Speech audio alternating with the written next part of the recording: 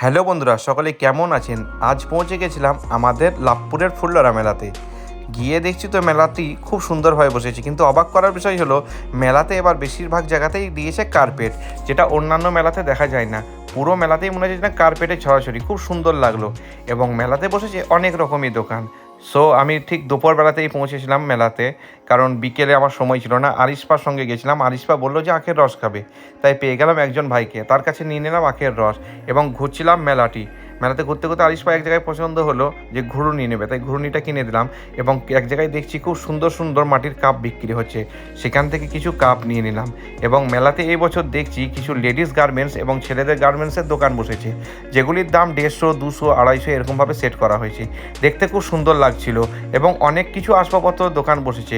ঘুরতে ঘুরতে আর এক জায়গায় নজরে পড়লো যে মাত্র 3 টাকার মধ্যে দোকান বসেছে। এই দ্রব্যমূল্য বাজারে যে 3 টাকার মধ্যে মাল পাওয়া যাচ্ছে, সেটাই একটা অবাক করার বিষয়। ঘোরাঘুরি করার পর দেখছি তো সেই দোকানের মধ্যে আছে সুতো বা ক্লিপ, এই টাইপের অনেক কিছু জিনিস। এবং ব্যাগের দোকানও সেখানে পাশেই আছে, 200, 150, 100-র মধ্যে অনেক রকম আছে। তারপর লোহা মাকড়ের দোকানে আসলাম, সেখানে এসে বাড়ির জন্য একটা ছোট্ট একটা লোহার জিনিস রাখলাম।